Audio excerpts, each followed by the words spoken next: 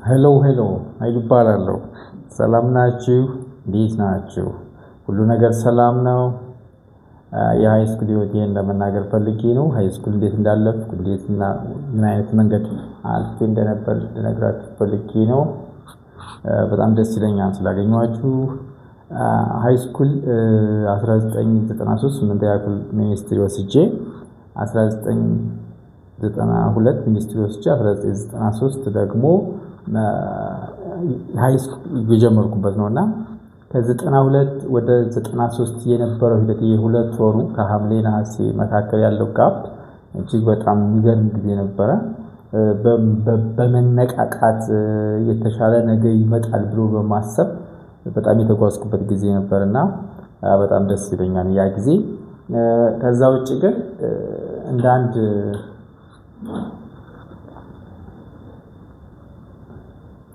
እንደ አንድ ከድሃ ቤተሰብ እንደወጣና ነገር የተሻለ ይሆናል ብሎ እንደሚጠብቅ ሰው አይደለም። ሁሉን ነገር በይቻለ መንፈስ ነበር የምጓዘውና በጣም ደስ ብሎኝ ነበረ። ስለዚህ ሐምሌና ነሐሴ አረም ነበረ። ከዛ ደግሞ ሐምሌና ነሐሴ አልቆ መስከረም ላይ ምዝገባ ጀመረ።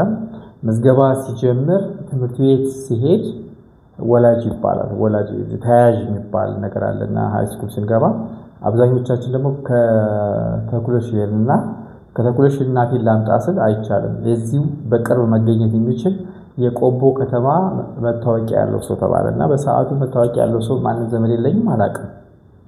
ከዛ ግን አንድ በአባቴ በኩል ዘመድ የሆነ የሩቅ ዘመድ የሆነ እዛ ሀገር የሚኖር የቀበሌ መታወቂያ የነበረው ሰው ነበርና እሱን በድፍረት እጄ ጠየቅኩት። ተያያዥ ያስፈልገኛልና ተያያዥ እንድትሆን እፈልጋለሁ ስለው እሱም ፎቶ ራስህ ካስነሳኸኝ ችግር የለውም አለኝና ፎቶ አስነሳሁት እኔ ከፍዬ። ምክንያቱም ክረምት ሸቅል ስለነበር ተያያዥ ሆነኝ። ከዛ 9ኛ ክፍል ኦልሬዲ ትምህርት ተጀመረ። 9ኛ ክፍል ትምህርት ሲጀምር አበበ ይርዳው የሚባል ወንድሜ በስጋ ዘመድ ነን፣ ግን ከስጋ ዝምድናው በላይ በጣም እኔ ጋር አታችመንት ያለው ለኔ መልካም ነገር የሚያስብ እኔን የሚረዳኝ ነበርና ከዛ እሱ ጋር አንድ ክላስ አንድ ላይ ሆነን መማር ጀመርን ማለት ነው። ይሄን ትምህርት ቤት ጀመርኩኝ። ያው አርብ እንሄዳለን ወደ ተኩለሽ፣ ቅዳሜና ወደዛ እንቆያለን። ዳቦ ተጋግሮ ከመጣር ተጋግሮ እንደ ዳቦ ይዘን የምንመጣና ሁልጊዜም እሁድ ከሰዓት እንነሳለን። 7 ሰዓት 8 ሰዓት እንነሳና ከተኩለሽ ቆቦ ዳቦ ተሸክመን በእግራችን ወደ ቆቦ የምንሄደውና ከዛ ልክ እዛ ቆቦ ከመድረሳችን በፊት ጠላ መሸጫ የምትባል ቦታ ነበረች። አሁን የመኪና መንገድ ተሰርቶ በዛ እንሄድበትም በቅርብ ሄጄ ነበር። ወደ ከቆቦ ወደ ተኩለሽ ሄጄ ነበርና የዛን ጊዜ ግን በእግራችን እንሄድበት አቋራጭ ናት የተባለች ተራራ አካባቢ ላይ የዛፍን ሰፈር ሰዎች ከቆቦ ወደ ተኩለሽ የደከመው ሰው ጠላ የሚጠጣበት፣ ከተኩለሽ ወደ ቆቦ ሲወርዱ ደግሞ የደከመው ሰው ጠላ የሚጠጣበት የሆነች ትንሽዬ ቦታ ነበረች። ከዛፍ ስር ዝም ብሎ ጠላ የሚሸጡ ማለት ቤታቸው ጠላቸው ጠምቀው መጥተው የሚሸጡና እዛ አቤና እኔ እንቆማለን። ስኳር እናወጣለን ከሱቆች ከሰጡን ጠላ አንድ ማርት ጠላ እንገዛለን። በዳቦ አድርገን በልተን ከዛ በኋላ አይደክመንም ቆቦ እስከምንገባ ድረስ ማለት ነው። ልክ እንደዚህ እያለ ነበር ሁልጊዜ ምረረ አብይ ባለበት በጣም እወድሃለሁ፣ በጣም አከብርሃለሁ፣ ለኔ ብዙ ዋጋ ከፍለልኛልና ፈጣሪ በልጆች ይመልስልህ፣ በህይወቱ ላይ ይመልስልህ ማለት ፈልጋለሁና ልክ እንደዚህ እያለ እየተማርን እያለ 9ኛ ክፍል ላይ የተማርኩ እናቴ በኢኮኖሚ ደከም ያለች ናት። ተጨማሪ ደግሞ አሟታ። ስለዚህ እኔን ትሪት ማድረግ አልቻለችም። ለኔ በሚበቃ ልክ ማድረግ አልቻለችም። ትንሽዬ ዳቦ መጀመሪያ አካባቢ ላይ እስከ የተወሰነ ወራት ደህና ነበር። ከዛ እየቀነሰ መጣ። ሲሄድ ታኝታ ነው የማገኛት። ለኔ አትነግረኝም እንደታመመች እንደደከማት ለኔ አትነግረኝም። ከዛ እያልኩ መጨረሻ ላይ የካቲት ጥር መጨረሻ ይመስለኛል እንዳልተሳሳት የአጎቴ ባለቤት ከባምባሲ ከአሶሳ ወደ ቤተሰቦቿ ልትጠይቅ ወደ ቆቦ መጣች። እና የባሏ ቤተሰቦች የምንገኘው ኦልሞስት ተኩለሽ አካባቢ ነው እና እዛ መምጣት አልፈለገችም ሴትዮዋ ቆቦ ላከች እና እናቴ ድሃ ስለሆነች የሆነ ነገር ታግዘኛለች ብላ ይመስለኛል እና ከተኩለሽ ቆቦ መጣች። በቃ በሚያሳዝን መልክ የኑሮውን ከባድነት ምናምን ነገረቻት መሰል። ግን እናቴ እንደምጠብቀው አላደረገችላትም።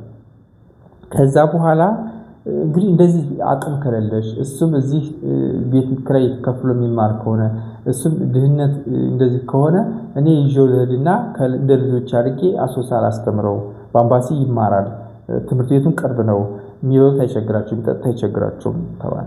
በአምባሲ በ1990 መብራት አልነበረባትም። መብራት የሚባል ነገር የለም እና ሌሊት አናነብም። በቃ ቀን ታነባለህ፣ ትማራለህ፣ መተኛት ነው፣ ትማራለህ፣ መተኛት።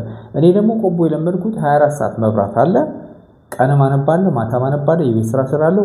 አንደኛ ነው የወጣው፣ ጎበዝ ተማሪ ነበርኩና ይህን አላቅም፣ የዛኛውን ታሪክ አላቅም። እኔ ምክንያቱም እዚህ ላይ ችግር ነው ከተባለ ከፍቶታል ከተባለ ከዚህ የተሻለ አክሰስ እንደማገኘው አስቤ ወደ አሶሳ ለመሄድ ተዘጋጀው። ከዛ የአጎቴ ሚስት ምን አለቻት ለእህቷ አለች ቆቦና የሚመጣ ከሆነ መሸኛውን አውጥቶ ጨርሶ ሊመጣ ሲል 350 ብር ስጭው ብላ 350 ብር ተቀምጦልኛል። እኔ ሌላ ምንም የተሰጠኝ ነገር የለም። እንደ ልጅ ደብተር ግዛ ተብሎ 50 ብር 10 ብር አልተሰጠኝም። አይ ዶንት ኖ በዛ እንዳልገባኝና ኦኬ ብዬ ኬክ ተኩለሽና ለእናቴ በቃ እኔ አሁን ወደ አሶሳ ሄጄ መማር አለብኝ፣ ከዚህ የተሻለ አክሰስ ይኖራል ብዬ አይ ልጅ እዚህ ነበር የሚሻለው እኔው ባስተምር ይሻላል ስትለኝ ለእናቴ ለአንቺ አላነሰሽ ለእኔ አልጠቀመኝም ስላት ከቁማ ከነበረው ቁጭ አለችና መደብ ላይ ነች ቁጭ አለችና እንባዋ ቆርዘዝ ሲል በቃ ወሰነች። እሺ በቃ ለልጄ አልጠቀምኩትም ማለት ነው፣ ይሄድና ይሞክረው አይነት ነው አለች። ያላትን ስንዴ ነበራት፣ ጤፍ ነበራት፣ ምናምን ሻሽጠች ጨማምረች። እኔም በየተሻለ ቦታ ነው የሚሄድ ብዬ ራሴን አዘጋጅቼ በቃ በጣም ጎበዝ ተማሪ ሆኜ ቢያንስ ዩኒቨርሲቲ ገብቼ እናቴን መካስ አለብኝ፣ በቃ የተሻለ ፖዚሽን መሆን አለብኝ ብዬ ነው ያሰብኩትና መሸኛውን አውጥቼ ሄድኩኝ። አጎቴ የሚስቱ እህት አሳየኋት መሸኛዬን፣ ያው አውጥቻለሁ ምናምን አልኳት። ኦኬ አለችና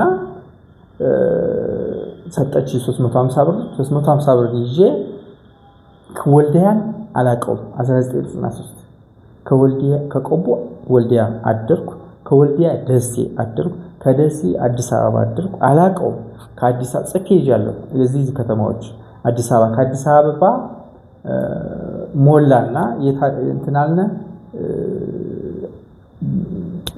ነጆ ደምቢዶሎ ዋና ከተማ መስለኝ ነጆ የምትባል ቦታ ደምቢዶሎ የምትባል ቦታ እዛ አደርኩ ማለት ነው። እዛ ሳድር ግን ከዚህ ከአዲስ አበባ እኔ ጋር የሄደች ሴትዮ አንድ ልጅ ያላት ልጇ ደምቢዶሎ ሄዶ በጣም ሀብታም የሆነ በጣም የከበረ ልጅ ነበራትና እኔ ሀብትን በዛን ሰዓት ነው ያየሁት። ከዛ ሴትዮዋ ይዛኝ ሄደች፣ እዛ ቤት አስገባችን ከልጇ ቤት ማለት ነው። ገባን፣ በላን፣ ጠጣን ምናምን። ልጇም አለ። የልጇ ባለቤት ትግሬ ነች፣ ወርቅ በወርቅ ናት። ቤቱ በጣም የሚገርም ነው። ከአስፋልት ዳር ነው። ከአስፋልት ላይ ሁለት ትልቅ ሱቅ አላቸው። ምንድነው ያለቻት? ከራያ ቆቦ የመጣ እናሳ እንደዚህ ነው፣ ምስኪን ነው፣ አጎቱ ጋር እየሄደ ብር አንሶት እና እኛ ጋር ይደርን ስትላት አይቻልም ማለች። ብል ታርግ እንደጨር ወጣ ተባልኩ። ወጣው ማታው ማለት ወጥቼ ከአልጋ ያስኩኝና የሆነች ኦሮሞ ሴት የሆነች የሆቴሉ ባለቤት ከፍያ አደርኩ። በበነገታው አልወጣሁም። ሽቴቶቼ ወጣሁና ለአጎቴ ስልክ ደወልኩኝና የዛ ደምቢዶሎ የነበረው ሰውዬ የቴሌ ኦፕሬተሩ አሶሳ አስደውለኛል፣ በአምባሲ አስደውለኛ አልኩት። አስደወለኝ። ስልክ ቁጥር ስለነበረ ለነዛ የሞት የሽረት ነው፣ በህይወት የመኖር ያለመኖር ነው፣ እባካችሁ ድረሱልኝ ብዬ ደወልኩና ተመልሼ አጎቴ ሲመጣ ያልጋውን ይከፍለዋል ብዬ ስጠብቅ አጎቴ ሳይመጣ ቀረ። ሴትዮዋ 7 ሰዓት ላይ መጣችና በኦሮምኛ ስታናገረኝ እኔ ኦሮምኛ አልችልምና በአማርኛ ሳናግራት እንደዚህ ነው ናውጣ አጭበርባሪ እንደዚህ ምናምን አስወጣች።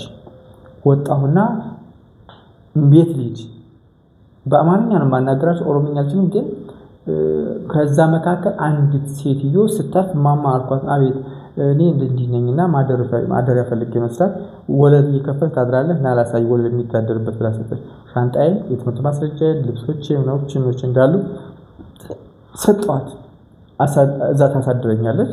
ቀን ውሎዬ ጉግሳ ገዝ ያጎቴን ስም እየጠራው ከከተማው ጫፍ እስከ ከተማው ጫፍ መናኸሪያ ውስጥ እየገባው እያለቀሱ በዛ መካከል አንድ ሰው አንድ ብር ሊሰጠኝ አልቻለም። መጨረሻ ላይ በዛ ጊዜ የነበሩ የፕሮቴስታንት አማኞች ነበሩና ብር ይሰጣሉ፣ ምስኪኖች ናቸው፣ የዋህ ናቸው ስለተባለ ሄድኩኝና ቸርች ጌታን እቀበላለሁ አልኳቸው። እጄን አነሳው ጌታ ሆይ ምናምን አልኩኝ።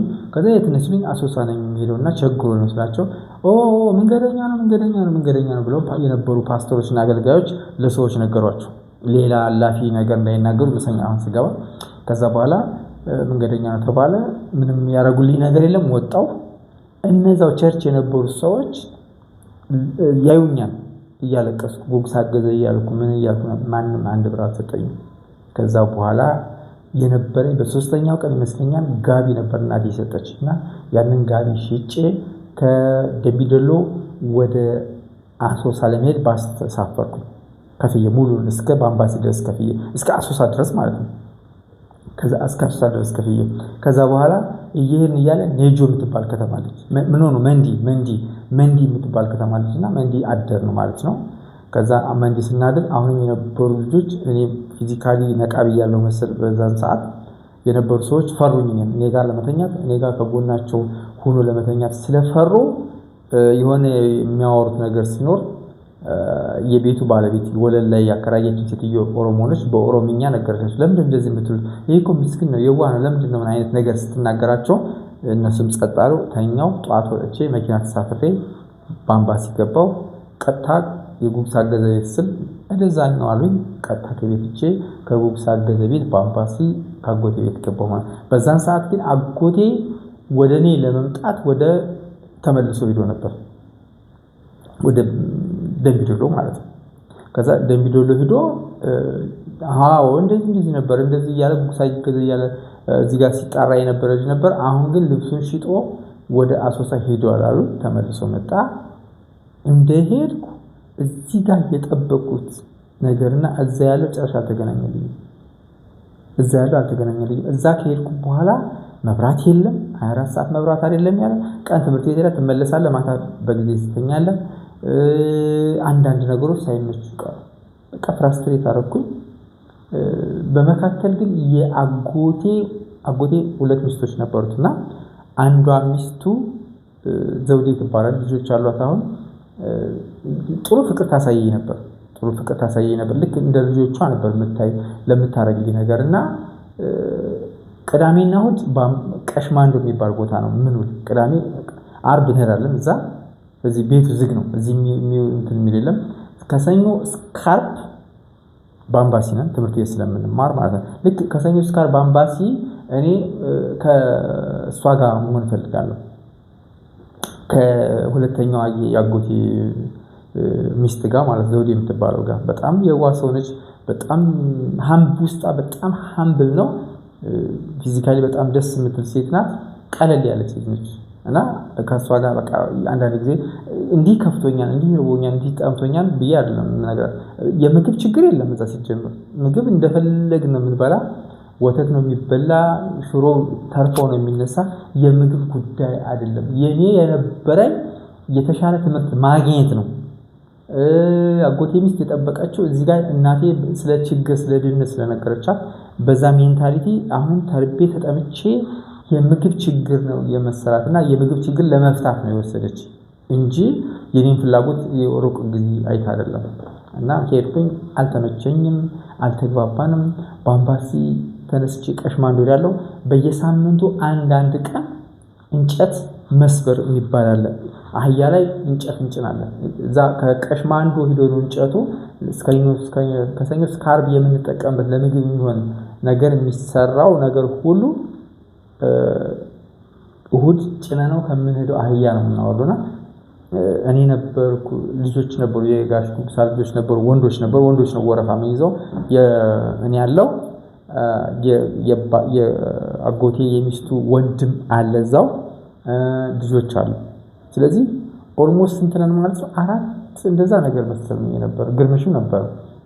ግን ሁሉም እዛ አካባቢ የሚያደጉ ይሄኛው የአጎቴ የሚስቱ ወንድም እንደኔ ከራያ ቢሄድም እዛ ቀድሞ ነው ሄደ። 1 አመት ወይም 2 አመት አድርጓል። ሁለተኛ እህቱ ናት ያለችው እዛ ትሪት ታደርገዋለች በትክክል። ደግሞ የእህቱ ወንድሞቹ ከኔ እሱን ያቀርባሉና ለሱ እንጨት ይሰብሩለታል፣ ያስተካክሉለታል፣ ይጭኑለታል። እኔ አላውቅም። ስለዚህ ጫን ተባልኩ። እንጨት ሰብረህ አህያው እንደዚህ እንጨት አለው የተዘጋጀ፣ ከዛ ላይ በትክክል ጭነህ ለቅመህ ጫካ ሄደህ፣ ጫካው ብዙ ሩቅ አይደለም፣ እዛ ሰብስበህ ጭነህ ይዘህ ሄዳለህ። ይዘህ መንገድ ላይ ገመዱ ይፈታል፣ ይበተናል እንጨቱ። በጣም ግራ ገብቶኝ እንዴት ነው እንደዚህ የሚሄደው ማለት ጀመርኩ ማለት ነው። በጣም አስቸጋሪ ጊዜ አለፈ። ከዛ በኋላ እንዲህ ያ ትምህርቱን በጣም ዜሮ ነው። በቃ ሄዳለሁ እመጣለሁ። ደብተር ቢያልቅብኝ አጎቴ ብዬ መጠየቅ አልችልም። ምክንያቱም የተለየ ቀረቤታ እንዳላሳይ ብሎ መሰለኝ አጎቴ ያን ያክል ያቀርበኝ ነበርና ውስጥህን ለማን ትነግረዋለህ? በቃ ለማን መናገር አልችልም እያልኩ አንድ ቀን ያጎቴ ልጅ አይቶን ነው በምን ተጣላን፣ ጸቡን አላውቅም። ተጣላና ውጣ ብላ ሰጠች። ወጥቼ ራበኝ። 2 ቀን አደርኩና ከዛ ተመልሼ ሲሄድ ውጣ እያለች መጣች። ውጣ እዚህ እንዳለ እያለች ስትመጣ ቅርቃሃ ይባላልና ቅርቃሃውን አንስቼ ስል እሷ በድፍረት ስትጠጋ እኔ ቅርቃሃውን አንስቼ ስመታ እዚህ ቅንድቧ ላይ መታወት እዚህ ነው ማለት ነው። ልክ እዚህ ጋር ስመታት ደማ። ልክ ደሙ ሲየደማ ደሙ ማለት ፍልፍል ብሎ አለ በቃ ፍጭጭ አለ። ከዛ የሆነ ትራፊክ ነበርና ያን ትራፊክ ከእኔን ለመያዝ አለ መጣ አቀምቶ እየሄደ ነው። የፖሊስ ልብስ ለብሷን አላውቅም። ይዞኝ ሄደና የት ያስገባኛል? ፖሊስ ጣቢያ። ለፖሊስ ተሰጣቸው። እሱ የራሱን ያስቀጣል። ዙሮ አላየኝም፣ አልጠየቀኝም። ፖሊስ ገባሁ። አጎቴም አጎቴ ሚስትም ሌሎች ሰዎችም አሉ መጥተው አልጠየቁኝም። 15 ቀን ሙሉ እዛ ቤት ያለምንም ምግብ ቆየሁ እና በ15ኛው ቀን ጉምዞች ናቸው ፖሊሶቹ እና ቋቁሮች ናቸው። ምግብ ያመጣሉ። እዛው ከማረሚያ ቤት ውስጥ ነው የሚበሉት። ከታሰርንበት ውስጥ ነው የሚበሉና የሚበሉት ድመት የሆነ ያይጥ ነገር እንደዚህ አይነት ነገር ነውና አንዱን እንደውም አዋራቸው ነበር። ምንድነው የምትበሉት? ድመት አለ። እንዴት ነው ድመት የምትበሉ ምናምን ሰው እንደዚህ አድርገናል። ያንን ማውራት አልፈልግምና በጣም መጨረሻ ላይ በጣም ሳዝን የፖሊስ አዛዡን የሚጠብቀው ሳይሆን ዋናውን አዛዥ ሳይሆን እስረኞች የሚጠብቅ አንድ ጉምዝ ነበርና አማርኛ ብዙም አይናገርም። ርቦኛል፣ የከሰስም የለም፣ መውጣት ፈልጋለሁ ስለው ዝበላደ ደግሞ ሰው ደብድበህ ደግሞ እንደዚህ ትላለህ ምናምን እኔ አልደበደብኩም ምናምን እህቴ ናት ቤተሰብ መጠራት ያለ ነው እኔ አልደበደብኩም ስለው ተቆጣ። ልክ እየተቆጣ እያለ ዋናው የፖሊስ አዛዡ ከቢሮ ሆኖ የኔና የሱ ንግግር ያያል። ሁል ጊዜ እዛ አካባቢ ላይ ቁጭ ምን በቃ እየገረመኝ ነገሩ እዛ ውጭ ነው ቁጭ ምንና ጥራው አለው። ሄድኩኝ። ምንድነው ስለኝ እኔ ተማሪ ነኝ ነበርኩኝ። አጎቴ ያስተምረኝ አምጥቶ ነበር። ግን ከአጎቴ ልጅ ጋር ተጣላ። የሆነ ፖሊስ አምጥቶ ትራፊክ መሆን ራሱ አላውቅም። የሆነ ፖሊስ አምጥቶ አስገባኝ። ፖሊስም መጥቶ ጠይቀኝ የለም 15 ቀን ሆነኝ ሲለው ማነው አጎቴ ከለከለ። ከዛ ተነሳና ሂዶ ስለሚያውቀው አጎቴን አናገረው። ከዛ አይ በቃ ይፈታኔ በከሰው የለኝም ቅሬታ የለብኝም ማለት ከዛ በኋላ እኔም ተፈታሁኝና ወጣሁ። ልክ ወጥቼ በረንዳ ማደር ጀመርኩ። ከዛ በኋላ በረንዳ ማደር ጀመርኩ እና ዝም ብዬ መንከዋል በጣም ይርበኛል፣ ግን በረንዳ ማደር ጀመርኩ።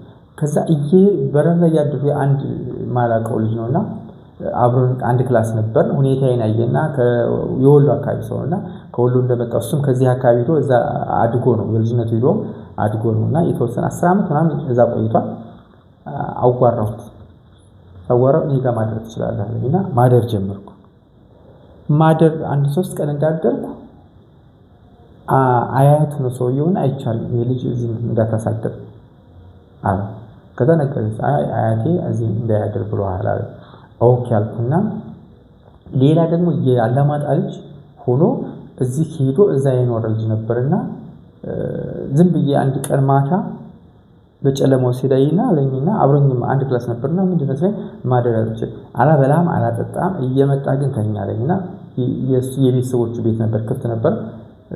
ኦኬ አልኩኝ። እዛ እየሄድኩ መተኛት ጀመርኩ። እዛ እየተኛው እያለ ምግብ የለም። የቀን ስራ ልሰራ ብል አማርኛ ነው የምናገር ያን ያክል የሚያምን ሰው አጣሁ። ከዛ በጣም ሲቸግረኝ አንድ የሰንሻይን ኮንስትራክሽን የሚባል ነበር ከባምባሲ ተነስቶ ወደ ቀሽማንዱ አልቆ ወደ ዘራቅ ብሎ መንገድ የሚያሰራ ማለት ነው። እዛ ጋር ደረስኩ። እሱ ጋር ያ መንገድ የሚያሰሩ ስለነበሩ ሂጂ አዛዡ ማን ነው ብዬ ስጠይቃቸው ውድ ራያ የሚባል ሰውዬ የሰንሻይን ኮንስትራክሽን ኃላፊ ነው ማለት ተቀጥሮ የሚያሰራ ነገር ማለት ነው። እንደዚህ ነው የመጣው። አጎቴ ከራያ ቆቦ አምጥቶ ሊያስተምረኝ አምጥቶኝ ነበርና አልተግባባንም። አሁን ትራንስፖርት ስላጣሁኝ እኔ ለአንድ ወር የሁለት ወር ለትራንስፖርት ልስራ፣ ከዛ በኋላ ተቀብዬ እዛ ሂጅ መማር ፈልጋለሁ ስለው እሺ ነገ ጧት ና አለ። ኦኬ ነገ ጧት እዚህ መኪና ሲሳፈር ተሳፈር፣ ከከለከሉ ወደ ራያ ና ብሎኛል በላቸውና ና አለ። ወደ ጫካ ነው። ከዛ ከትልቅ መኪና ተጭና ያርን እዛ ወረድኩ። አገኘሁት፣ ወደ ራያን አገኘሁት። አናገርኩ። ጎበዝ አለና የት ያስገባኛል? በጣም ጥልቅ ጉድጓድ የውሃ ተፋሰስ ካምፕ እየተገነባ ስለነበረ የውሃ ተፋሰስ የሚቆፍሩ ትልልቆች ወፋፍሮች እንዲሁ ግብዳ የሚያክሉ ጉምዞች ምናምኖች ሌላ ከአማርኛ ከመናገር ውጭ መናገር የሚችሉ ሰዎች ናቸው። ልክ እኔ ስሄድ እኔ ከሁላቸውም ትንሹ ነኝና ልክ ሲሄድ ሁላቸውም በመሆና ነው የኔን ያዝ ወሰጡ። ልክ አንስቼ ስጥለው አይቆፈርም፣ ስጥለው ያልኩና ቁጭ አደረኩትና ወጥቼ ተመልሼ ደረስኩ። ለካ ወዲ ራያ እየታዘበኝ ነው እያየኝ ነበርና ልክ ሲሄድ ና የት ነው የምትለኝ? ጋሽ እኔ ይሄንን አልችለውም፣ እኔ ተማሪ ነኝ፣ ይሄን ቆፍሬ ስለማላቅ አልችለውም አልኩት። ና እሺ ይልና የሆነ የአናጺ ቆርቆሮ በቆርቆሮ እንጨት የሚሰራ አናጺ የዛ ረዳት አላቸው። እኔን ለመጥቀም ስለፈለገ ነው። 2 አናጺዎች አሉ፣ አንድ ረዳት አለ። ለሁለቱም አንዱ ረዳት የሚያግዛቸው ነበርና እኔን ለማገዝ ስለፈለገ ግን ለአንደኛው የራሱ ረዳት ለዚህኛው እኔ አንድ ረዳት ሆንኩኝ ማለት ነው። እና በቃ ምንም ስራ አይደለም የምሰራው፣ ያው ቆሜ ነው ሙሉ በጣም ይደክመኛል። ግን ምስማር ማቀበል የሆነ የሚመታበት ወደቀ እንጨት ካስፈለገ ምናምን ሌላ ማረገው ነገር የለኝም። እኔ ስራ ግን እንደዛ እያረኩ 1 ወር ሰራው ማለት ነው። 1 ወር ሰራሁኝ። በመካከል ለ1 ወር ጧት ከእሁድ ውጭ ማለት ነው ጧት ምግብ የሚያመጣልኝ ሰው ነበር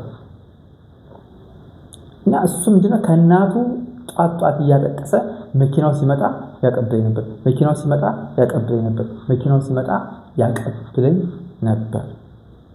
ነበር እና በጣም ምርጥ ሰውዬ ነበርና ከዛ እንደዛ እያልኩ ጨረስኩ።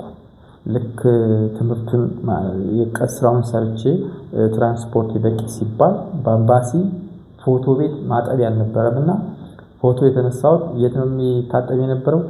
አሶሳ ነበር። ልጁ ደግሞ በጣም አስረዘምብኝ። ፎቶ ደግሞ ካልተያዘ ትራንስክሪፕት አይሰጥም። ለአጎቴ ለዘውዴ ለምትባለው ለሁለተኛ ሚስት ፈቀደላት። ሄደሽ ተያዥ ሁኚውና ፎቶውን መሸኛውን አውጥቶ ይሂድ አላት ማለት ነው። ፎቶ ከመጣ በኋላ ለእሷ ነገርኳት። እሷም ሂዳ ተያዥ ሆነችኝ። ፎቶውን ተቀብላ መሸኛውን ተቀብላ ሰጠችኝ። ተሳፈርኩ፣ ጉዞ ጀመርኩ ማለት ነው። ከአምባሲ ተነስቼ ነቀምት አደርኩ። ከነቀምት አዲስ አበባ ዋልኩ። ከአዲስ አበባ